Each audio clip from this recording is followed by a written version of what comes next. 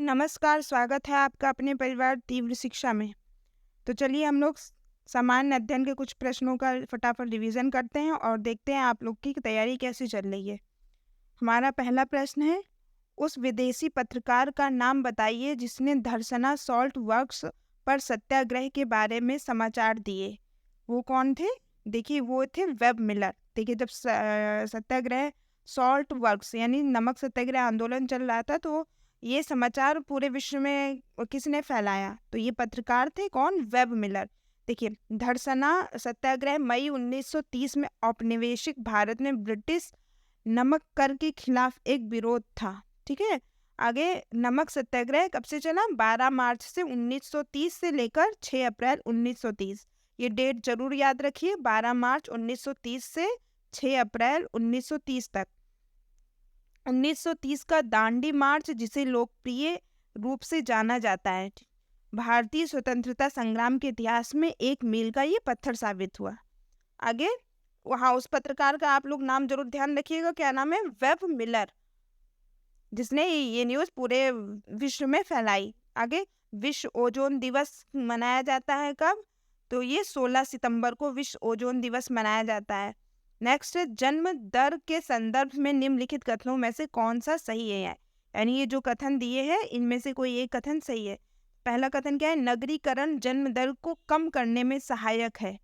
दूसरा कथन है, ऊंची साक्षरता का निम्न जन्म दर से सीधा संबंध है। नहीं समझ में आया है तो फिर से पढ़ लिया करिए। देखिए नगरीकरण जन्म दर को कम करने में सहायक है, यानी जो आजकल शहरीकरण नगरीकरण हो रहा है, क्या इससे जन्म लोगों का कम हो रहा है? तो ये इसमें सहायता प्रदान करता है या नहीं? दूसरा कथन है कि ऊंची साक्षरता, यानी जब लोग पढ़े लिखे होते हैं तो देर से बच्ची की प्लानिंग करते हैं या कम बच्चे रखते हैं, तो क्या ये भी जन्म दर कम करने में सहायक है? तो जी हाँ, ये दोनों कथन सत्य है। ठीक है, तो इसका आंसर होगा सी। आगे उत्तर प्रदेश जनसंख्या नियंत्रण स्थिरीकरण और कल्याण विधेयक 2021 के संदर्भ में कौन सा कथन सही है? देखिए उत्तर प्रदेश ने जनसंख्या नियंत्रण के लिए 2021 में एक विधेयक पारित किया। ठीक है, ये राज्य के अधिकार में होता है, वो अपने राज्य में कोई भी नियम अपने सुविधा अनुसार लगा सकती है। ठीक है, तो देखिए कौन सा कथन इसमें से सही है? तो इस विधेयक का उद्देश्य क्या है? 2026 तक जन्म दर को 2.1 प्रति हजार जनसंख्या तक कम करना, यानी 2026 तक के जन्म दर को लगभग 2% कम करना। और वर्तमान में राज्य में प्रजनन दर कितनी है? 2.7 है, यानी 2.7 प्रति हजार पर है, उसको 2.1 प्रति हजार पर कम करना। ठीक है, ये उत्तर प्रदेश जनसंख्या 2021 का जो विधेयक पारित किया उसमें ये मतलब लक्ष्य रखा गया। तो इसमें से कौन सा कथन सही है? तो ये दोनों कथन सही है। ठीक है, आगे बढ़ते हैं। निम्नलिखित में से कौन सा एक युग्म सही नहीं है? तो ये देखने कौन सी चीजें कहाँ से ली गई हैं। तो मौलिक अधिकार लिया गया है संयुक्त राज्य अमेरिका से, नीति निर्देशक तत्व आयरलैंड से, और आपातकालीन शक्तियाँ ये जर्मनी से लिया गया है। लेकिन केंद्र की अवशिष्ट शक्तियाँ कहाँ से ली गई हैं? ये कनाडा से ली गई हैं, ऑस्ट्रेलिया से नहीं। ठीक है, केंद्र की अवशिष्ट शक्तियाँ कनाडा से लिया गया है, ध्यान रखिएगा। आगे बढ़ते हैं, सूची 1 को सूची 2 से सुमेलित करना है। ठीक है, तो हमारा क्या है? एक तरफ है खनिज अन्वेषण अभिकरण, दूसरा उसका मुख्यालय कहाँ पर है? तो इसका तेल व प्राकृतिक गैस आयोग, और दूसरा है खनिज अन्वेषण निगम लिमिटेड, राष्ट्रीय खनिज विकास निगम, राष्ट्रीय एल्यूमिनियम कंपनी लिमिटेड। तो इसका चौथे का होगा हैदराबाद, यानी कि जो राष्ट्रीय एल्यूमिनियम कंपनी लिमिटेड है ये हैदराबाद में है। और इसके बाद है तेल व प्राकृतिक गैस आयोग, तेल और प्राकृतिक गैस आयोग, इसका आंसर सी, यानी कि 4th 321 3, यानी तेल और प्राकृतिक गैस नागपुर, क्योंकि उधर काफ़ी ज़्यादा मतलब आदिवासियों की है और काफ़ी जंगल है, तो प्राकृतिक गैस उधर ही मिलते हैं। तो तेल व प्राकृतिक गैस नागपुर, खनिज अन्वेषण लिमिटेड ये है हमारा खनिज अन्वेषण लिमिटेड नई दिल्ली, और इसके बाद राष्ट्रीय खनिज विकास निगम ये भुवनेश्वर में है। राष्ट्रीय खनिज विकास निगम भुवनेश्वर, यानी इसका आंसर होगा 3 वाला, 4 3 2 1, यानी 4 3 2 1। आगे बढ़ते हैं। भारतीय संसद की लोक लेखा समिति समीक्षा करती है किसकी? नियंत्रक व महालेखा परीक्षक के प्रतिवेदन की। नियंत्रक व महालेखा पर्यवेक्षक के प्रतिवेदन की भारतीय संसद लोक लेखा समिति किसकी समीक्षा करेगी? ये पता चल गया ना, नियंत्रक व महालेखा परीक्षक के प्रतिवेदन की। नेक्स्ट है, निम्नलिखित में से किसको नगरीकरण वक्र में त्वरित अवस्था कहा गया है? तो इसमें से किसको त्वरित अवस्था बोलेंगे? तो द्वितीय अवस्था को। द्वितीय अवस्था त्वरित अवस्था है, प्रथम अवस्था कृषि अवस्था है। ठीक है, ये ध्यान रखिएगा। द्वितीय अवस्था त्वरित अवस्था, प्रथम अवस्था कौन किसकी आती है? कृषि अवस्था की। आगे, सोकोत्रा द्वीप के संदर्भ में निम्नलिखित में से कौन सा कथन सही है? कौन से द्वीप है के बारे में बात की रही जा रही है? सोकोत्रा। तो पहला कथन कह रही है ओमान का एक द्वीप है जो अरब सागर में स्थित है। दूसरा कथन है इसे 2008 में यूनेस्को द्वारा विश्व प्राकृतिक विरासत स्थल के रूप में नामित किया गया। किसे? सोकोत्रा को। तो इसमें बी आंसर होगा, यानी इसका दूसरा कथन सही है। इसे 2008 में यूनेस्को द्वारा विश्व प्राकृतिक विरासत स्थल के रूप में नामित किया गया। नेक्स्ट है, निम्नलिखित में से कौन सा विधेयक राज्यसभा में प्रथम बार प्रस्तावित नहीं किया जा सकता? यानी एक बार में प्रस्तावित उसको राज्यसभा में डायरेक्टली नहीं लाया जा सकता। वो कौन सा विधेयक है? धन विधेयक। ठीक है। आगे, भारतीय संसद की कार्यवाही में शून्यकाल का क्या अर्थ है? तो प्रश्नकाल के ठीक पश्चात का कौन सा काल होता है? शून्यकाल। इसका ऑप्शन डी। नेक्स्ट, निम्नलिखित में से भारत के पूर्वी तट पर स्थित सबसे बड़ी लैगून झील कौन सी है? तो भारत के पूर्वी तट पर उड़ीसा आता है, तो उड़ीसा में चिल्का झील पड़ता है, तो ये है इसका आंसर चिल्का झील। नेक्स्ट, नाइट्रोजन एक आवश्यक अवयव नहीं है किसका? कार्बोहाइड्रेट का। बाकी नाइट्रोजन क्लोरोफिल के लिए भी जरूरी, आरएनए के लिए, डीएनए में भी नाइट्रोजन की आवश्यकता पड़ती है, लेकिन कार्बोहाइड्रेट के लिए ये आवश्यक अवयव नहीं है।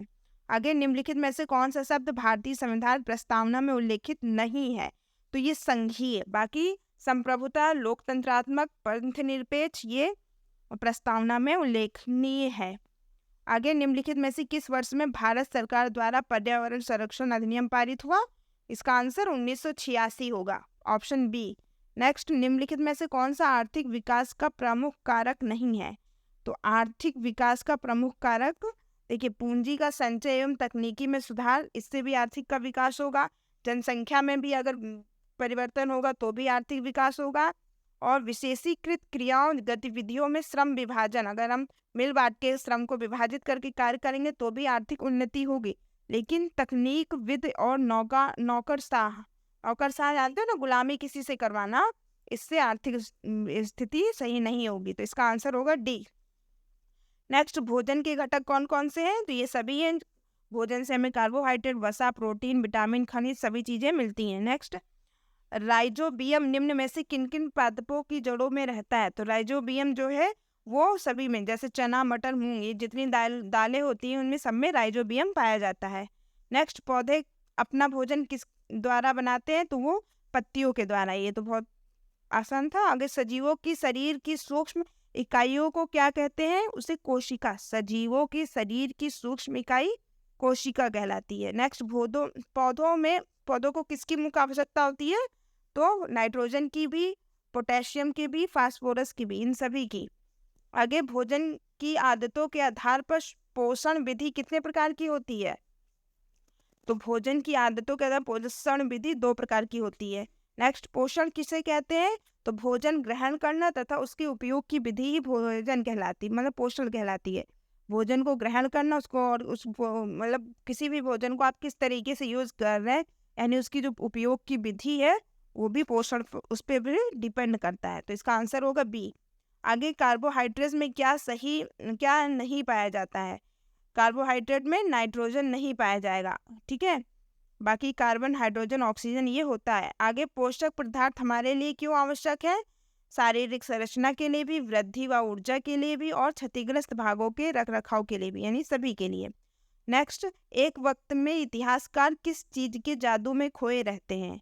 वो किस चीज के जादू में खोए रहते हैं? तारीखों के। ठीक है, क्योंकि इतिहासकार जो होते हैं उनके वो लोग जो भी इतिहास लिखते हैं उनके तारीखों में मतलब वो मतभेद होता है। किसी इतिहासकार ने कोई तारीख दे दी और किसी इतिहासकार ने कोई दे दी। वो सब लोग अपना-अपना प्रमाण देते हैं, तो वो किसमें खोए रहेंगे? तारीखों में। आगे है लॉर्ड वॉरेन हेस्टिंग्स भारत के गवर्नर जनरल कब बने? तो 1773 में। कौन? लॉर्ड वॉरेन हेस्टिंग्स भारत के गवर्नर जनरल 1773 में बने। इसी समय भारत में रेगुलेटिंग एक्ट भी आया था। तो लॉर्ड वॉरेन हेस्टिंग्स और रेगुलेटिंग एक्ट दोनों को कंबाइन करके याद रखिएगा तो याद हो जाएगा। आगे कुछ लोगों की इतिहास के बारे में क्या धारणा है कि यह बहुत ही उबाऊ सब्जेक्ट है ना। आगे पश्चिमी संसार में आधुनिक काल की विशेषता कौन सी मानी जाती है? तो विज्ञान का विकास हुआ, तर्क का युग, लोकतंत्र तथा मुक्ति का युग, यानी सभी पहले पश्चिमी देशों में हुआ, इसके बाद हमारे देशों में। आगे ब्रिटिश भारत का अंतिम वायसराय कौन था? Lord Mountbatten. ब्रिटिश भारत का, इसमें भारत की बात नहीं हुई है। जब ब्रिटिश का शासन था तो इसको ब्रिटिश भारत कहते हैं। तो ब्रिटिश भारत का अंतिम वायसराय लॉर्ड माउंटबेटन। ठीक है। आगे भारत के अंतिम वायसराय कौन थे? ये था लॉर्ड माउंटबेटन, अभी पढ़ा मैंने। आगे राष्ट्रीय संग्रहालय और राष्ट्रीय अभिलेखागार कहाँ पर है? ये कहाँ पर है? ये दिल्ली में। राष्ट्रीय संग्रहालय और राष्ट्रीय अभिलेखागार कहाँ है? दिल्ली। नेक्स्ट, भारतीय इतिहास के औपनिवेशिक युग से क्या अभिप्राय है? तो ब्रिटिश काल। औपनिवेश मतलब अपना कंपनी स्थापित करना, अपना उपनिवेश स्थापित करना। तो ब्रिटिश काल में ही भारत औपनिवेशिक युग में था। आगे इतिहास को कितने कालों में बांटा गया है? तो 3 कालों में। आप लोग पढ़ते हैं ना, प्राचीन इतिहास, मध्यकाल का इतिहास और आधुनिक काल का इतिहास। तो ये प्रश्न हमारे समाप्त होते हैं। आप लोग को वीडियो को लाइक और सब्सक्राइब चैनल को जरूर कर लें। धन्यवाद।